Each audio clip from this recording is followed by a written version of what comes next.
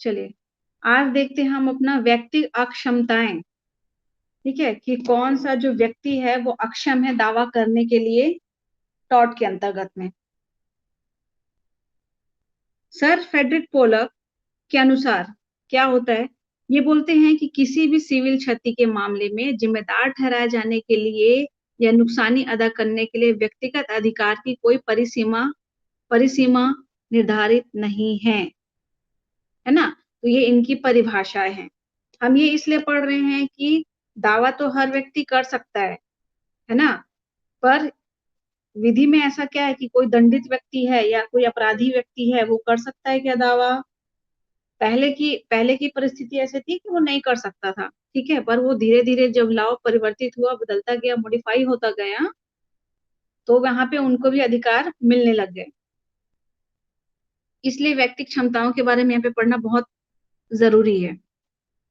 ठीक है, तो पोलक के अनुसार क्या रहता है कि सिविल क्षति के मामले में जिम्मेदार ठहराए जाने के लिए या नुकसानी अदा करने के लिए व्यक्तिगत अधिकार की कोई परिसीमा निर्धारित नहीं की गई है। मतलब कि आप सिविल कोई भी मामला है ना, सिविल मामले में अगर किसी को जिम्मेदार ठहरा रहे हो या नुकसानी अदा कर रहे हो, ठीक है, तो उसके लिए आपका जो व्यक्तिगत अधिकार है वो आप कभी भी कर सकते हो, ऐसा ये उनका कहना है। परंतु सामन जो है वो बोलते हैं कि जो आपकी परिभाषा है उसके अनुसार में, उनके अनुसार में ये कहना है कि दावा कौन कर सकता है और दावा किस पर किया जा सकता है, ये उनका विचार है। ठीक है, और वैसे भी नॉर्मली पूछा जाए तो पहले आदमी ये पूछेगा ना कि दावा कौन कर सकता है और दावा किस प्रकार किया जा सकता है। ठीक है, तो ये देखिएगा आप कि दावा करने में अक्षम व्यक्ति कि कौन होते हैं। पहला व्यक्ति है आपका सिद्ध दोष, दंडित अपराधी। दूसरा है विदेशी शत्रु, विवाहित स्त्री, पति और पत्नी, निगम, शिशु, दिवालिया व्यक्ति, विदेशी राज्य तथा राजदूत, पागल या विवक्षित मस्तिष्क के व्यक्ति, सरकार और व्यवसायिक संघ। ये जो सारे हैं ये क्या है, अक्षम है दावा करने के लिए। अब इसको डील करना है हमको, है ना। तो पहला हम देखेंगे आपका कन्विक्ट, दंडित अपराधी। तो इंग्लैंड में फॉर फीचर अधिनियम 1870 के अनुसार दंड प्राप्त अपराधी जो किसी न्यायालय द्वारा मृत्यु दंड के मामले में अथवा देशद्रोह के अपराध के मामले में अपराधी ठहराया जा चुका है, अपनी संपत्ति के लिए किसी किए गए क्षतिकारक मामले में दावा करने या मुकदमा चलाने का अधिकारी नहीं था, है ना। परंतु यदि ऐसा कोई कृत्य उसकी संपत्ति के विरुद्ध ना होकर व्यक्ति के विरुद्ध हो तो वह नुकसानी का मुकदमा चलाने का अधिकारी था। दंडित अपराधी के दंड की अवधि समाप्त न होने तक उसकी संपत्ति का प्रबंधन जो कानून या अपराधी की स्वेच्छा से इस कार्य के लिए नियुक्त किया गया था, दंड प्राप्त कैदी के स्थान पर मुकदमा चला सकता था।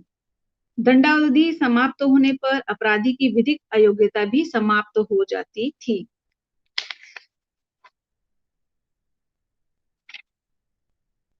अब देखिए, सामान्य रूप से आप ऐसा समझ सकते हो कि जो भी अपराधी दंड पा चुका है ना, वो क्या कर सकता था कि अपने कोई संपत्ति के लिए या हानि के लिए या ऋण के लिए पहले बात दायर नहीं कर सकता था। पर उसको कब बदल दिया गया कि जब ये किसके अंतर्गत में था कि फॉर फीचर अधिनियम 1870 के अंतर्गत में ऐसा कोई प्रावधान था, पर जब मॉडिफाई हुआ या आगे इसको बढ़ाया गया लॉ को, तो यहाँ पे जब अब की स्थिति है वो क्या है कि क्रिमिनल जस्टिस अधिनियम 1948 के द्वारा इसको बदल दिया गया है। और यहाँ पे क्या है कि अपराधी भी वाद दायर कर सकते हैं। ठीक, अब देखिएगा विदेशी शत्रु के बारे में कि विदेशी शत्रु जो है वो कर सकता है कि नहीं। सामान्य सिद्धांत ये है कि विदेशी शत्रु को दावा करने का अधिकार नहीं होता है। ठीक है, इंग्लैंड के कानून में विदेशी शत्रु दावा नहीं कर सकते। ये तो इंग्लैंड का कानून बोलता है कि विदेश का जो शत्रु है वो दावा करने का अधिकारी नहीं होता है। केवल उसी अवस्था में यह दावा कर सकता है जब साम्राज्ञी की अनुमति से ब्रिटिश अधिनियम में या अधिक्षेत्र में है। अगर वहां पे साम्राज्ञी जो है उनके अनुमति से अगर आप दावा प्रस्तुत करना चाहते हो तो कर सकते हो। यदि कोई विदेशी शत्रु ब्रिटिश शासन के संरक्षण में निवास करता है तो वह काउंसिल के आदेश या विशेष घोषणा के आधार पर वाद ला सकता है, परंतु उसके ऊपर वाद चलाया जा सकता है और वह वाद की प्रतिरक्षा कर सकता है। और यदि उसके विरुद्ध निर्णय होता है तो वह अपील कर सकता है। यहाँ पे विदेशी शत्रु से अर्थ है आपका, या इसका तात्पर्य ये है कि जो शत्रु राष्ट्र का निवासी है, ठीक है, भले ही उसकी राष्ट्रीयता किसी अन्य देश की क्यों ना हो, या ऐसा व्यक्ति जो शत्रु राष्ट्र का नागरिक हो। यहाँ पे शत्रु राष्ट्र का नागरिक होना चाहिए। भारतीय कानून क्या बोलता है कि भारतीय विधि के अंतर्गत विदेशी शत्रु सिविल प्रक्रिया संहिता की धारा 48 के अंतर्गत भारत सरकार की पूर्व अनुमति प्राप्त कर मुकदमा चला सकता है। वे विदेशी शत्रु जो भारत के बाहर रहते हैं, भारतीय न्यायालयों में वाद दायर कर सकते हैं। जो हमारा कानून है, जो भारतीय कानून है, वो इस तरीके से बोलता है कि आप क्या कर सकते हो, वाद दायर कर सकते हो भारतीय न्यायालय में। कोई भी फर्म जिसके कुछ हिस्सेदार किसी शत्रु देश में रहते हैं। अब देखिए, कोई कंपनी या कोई फर्म यहाँ पे स्थित है, ठीक है, और उसके जो भागीदार हैं वो अगर शत्रु देश में निवास करते हैं तो भारतीय न्यायालय में वो मुकदमा नहीं चला सकते। जहां कोई विदेशी बिना भारत सरकार की अनुमति प्राप्त किए हुए यहाँ रह रहा है, वह किसी नुकसानी के लिए मुकदमा दायर नहीं कर सकता। किंतु भारत में रहने वाला मित्र राष्ट्र का कोई भी विदेशी व्यक्ति भारतीय न्यायालय में नुकसानी के लिए मुकदमा दायर कर सकता है। कोई भी मित्र राष्ट्र का विदेशी व्यक्ति, मित्र राष्ट्र के किसी विदेशी व्यक्ति की ना तो कोई अक्षमता होती है तथा ना ही कोई उन्मुक्ति प्राप्त होती है। अब ये यहाँ पे एक पॉइंट है कि आपका जो विदेशी व्यक्ति होते हैं उनको ना, उनके लिए कोई ना तो अक्षमता होती है और ना ही उनको उन्मुक्ति कोई प्राप्त होती है। यहाँ पे शक्ति भी नहीं दिया गया है और उसको सजा भी नहीं दिया गया है। ठीक है, अब आप देखिए कि विवाहित स्त्री या पति और पत्नी,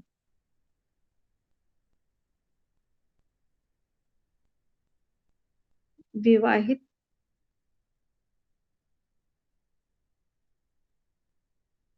ठीक है, तो इंग्लिश विधि में जो वर्तमान की स्थिति है उसके अनुसार 1882 है ना, 1882 के अनुसार के बारे में है कि पूर्व इंग्लैंड में, यानी कि सन 1882 के पूर्व इंग्लैंड में पुरुष और पत्नी के शरीर और संपत्ति का स्वामी होता था।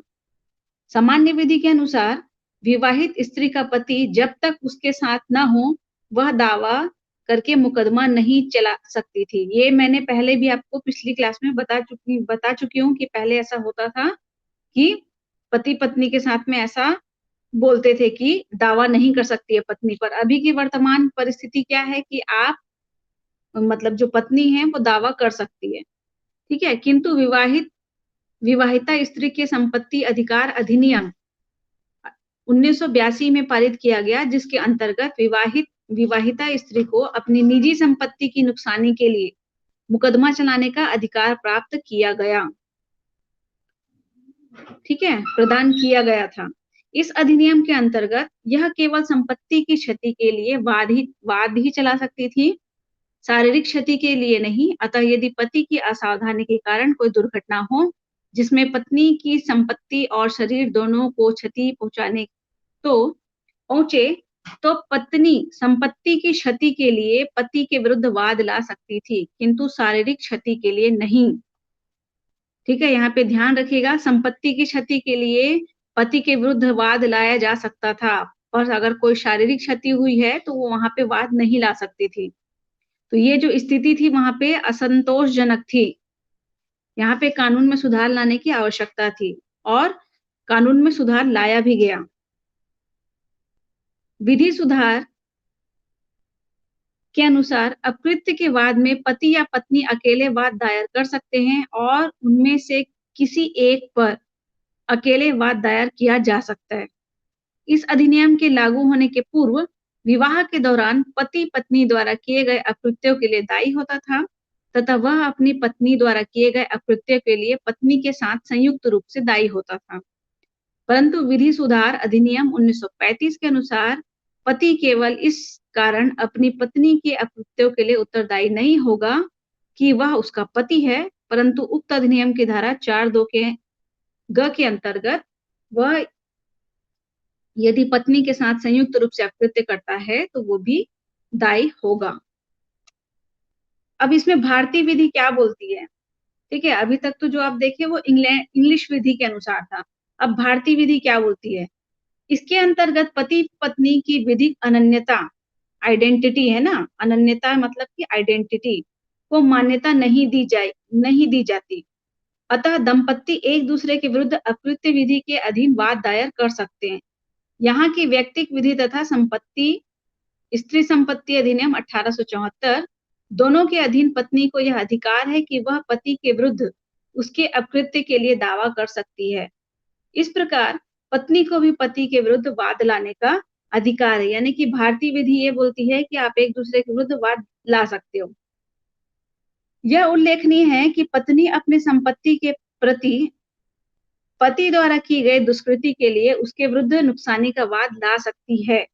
इसी प्रकार का अधिकार पति को भी प्राप्त है, किंतु पति तथा पत्नी एक दूसरे के विरुद्ध हमला, मानहानि तथा अन्य व्यक्तिगत आघात के लिए वाद नहीं ला सकते।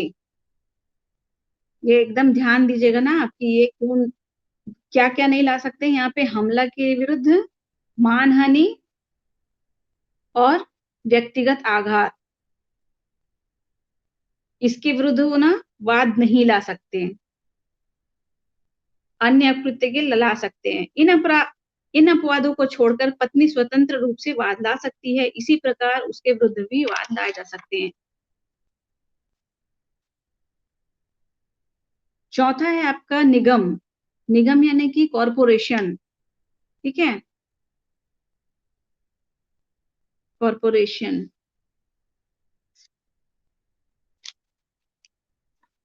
अब देखिएगा कि कानून की दृष्टि में निगम क्या है।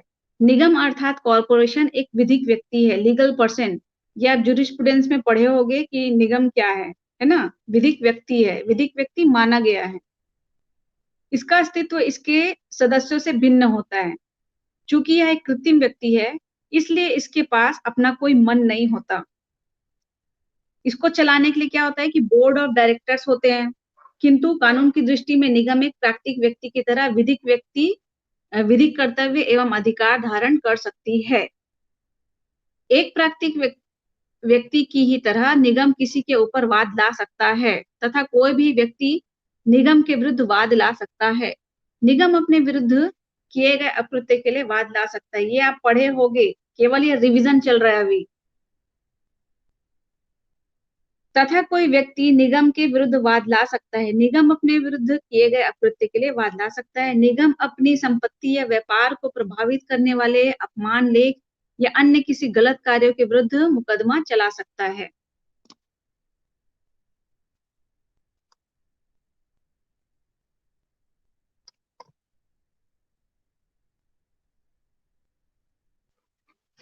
ठीक है, विदेशी निगम जो भी होते हैं, ये तो भारतीय निगम के बारे में। अगर कोई विदेशी निगम है यहाँ पे जो अन्य निगमों की भांति यहाँ पे भारत में अकृत्य विधि के अंतर्गत में वाद ला सकता है या दावा कर सकता है। ठीक है, पांचवा हम देखेंगे शिशु। शिशु को क्या बोलते हैं? इन्फेंट। माता के गर्भ में बच्चा शिशु दो स्थिति का होता है। एक तो माता के गर्भ में होने की स्थिति और दूसरी संसार में आने की शैशव अवस्था। पूर्व विधि के अंतर्गत माता के गर्भ में स्थित बच्चा जन्म के पश्चात उस क्षति के लिए मुकदमा नहीं चलाया जा सकता जो माता के गर्भ में हुआ है। इसका एक बहुत फेमस केस है, ठीक है, जिसका नाम है आपका walker versus great northern railway का। ठीक है, इसमें हुआ रहता है कि इस वाद में माता एक रेलवे दुर्घटना में आहत हो गई थी। परिणाम स्वरूप बदशक्ल जो बच्चा होता है, वो जो लड़का होता है ना, वो एकदम बदसूरत पैदा होता है। शिशु ने रेलवे कंपनी के विरुद्ध मुकदमा दायर किया, जिससे यह निर्णय हुआ कि ऐसी क्षति के लिए शिशु मुकदमा दायर नहीं कर सकता था। ठीक है, जो बच्चा पैदा हुआ, जब वो बड़ा हो गया है ना, तब उसने वाद लाया कि उसकी जो बदसूरती है वो किसके कारण है, जो माँ के साथ जो दुर्घटना हुई थी उसके कारण मैं बदसूरत पैदा हुआ हूँ, इसलिए उसने रेलवे कंपनी पे वाद लाया था और न्यायालय ने ये कहा था कि ऐसे क्षति के लिए शिशु मुकदमा नहीं दायर कर सकता।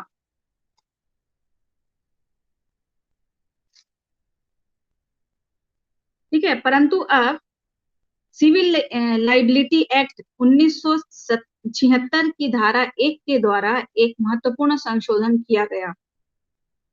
यह धारा यह उल्लंघित करती है कि कोई भी व्यक्ति जो कि बच्चे के माँ बाप को प्रभावित करने वाली उस घटना के लिए उत्तरदायी है जिससे बच्चा विकलांग पैदा हो, बच्चे के प्रति दायी होगा यदि वह प्रभावित माँ बाप के प्रति अकृत्य में दायी होता है। ठीक है, इसमें बदलाव किया गया था सिविल लाइबिलिटी एक्ट 1976 के धारा 1 में। अब इसका जो है उसका इस अधिनियम का जो है मुख्य उपबंध इस प्रकार है। पहला देखिएगा कि यदि शिशु विकलांगता के साथ जीवित उत्पन्न हुआ है तो कार्यवाही की जा सकती है। ऐसे शिशु के जीवित रहने की प्रत्याशा में कमी के लिए नुकसानी का दावा किया जा सकता है, बशर्ते कि शिशु जन्म लेने के पश्चात कम से कम 48 घंटे जीवित रहा हो। ऐसे किसी भी कार्यवाही में माता पिता की अंशदायी उपेक्षा का तर्क प्रतिरक्षा के रूप में पेश किया जा सकता है। इस अधिनियम के अनुसार न केवल ऐसी क्षति अनुयोज्य है जो गर्भस्थ शिशु को हुई हो, बल्कि शिशु के गर्भ में आने के पूर्व भी यदि प्रतिवादी के किसी अनुचित कृत्य से उसके माता पिता की एक सामान्य और स्वस्थ शिशु उत्पन्न करने की सामर्थ्यता प्रभावित हुई हो, जो ऐसी दशा में भी कार्यवाही की जा सकती है। शिशु के माता पिता के साथ की गई संविदा के द्वारा शिशु के प्रति दायित्व अपवर्जित तथा परिसीमित किया जा सकता है। ठीक है, अब देखिएगा शैशव अवस्था का बच्चा। शैशव अवस्था के बच्चे में बोलता है कि ऐसा शिशु अपने अपने प्रति किए गए किसी अनुचित कृत्य के लिए मुकदमा चला सकता है। वह ऐसा मामला शिशु के संरक्षक या हित चिंतक के द्वारा ही शिशु की ओर से चलाया जा सकता है। कानून अवयस्क को न्यायालय के संरक्षण के द्वारा की जाने का अधिकार देता है। याद रखिएगा, जब आपको क्वेश्चन पूछेगा कि शिशु वाद ला सकता है कि नहीं, तो शिशु जो है दो प्रकार का होता है। ठीक है, एक तो संसार में आने के पहले का शिशु और संसार में आने के बाद शैशव अवस्था का शिशु। ठीक है, तो जो गर्भ में उसके साथ परेशानी हुई थी उसके लिए वो वाला अगर शिशु शब्द यूज कर रहा है तो वो नहीं ला सकता। ठीक है, पर जो शैशव अवस्था का बच्चा है तो वो ला तो सकता है, परंतु उसके जो संरक्षक हैं वो क्या करेंगे, उस वाद में वादी बनेंगे और नाम रहेगा बच्चे का। ठीक है,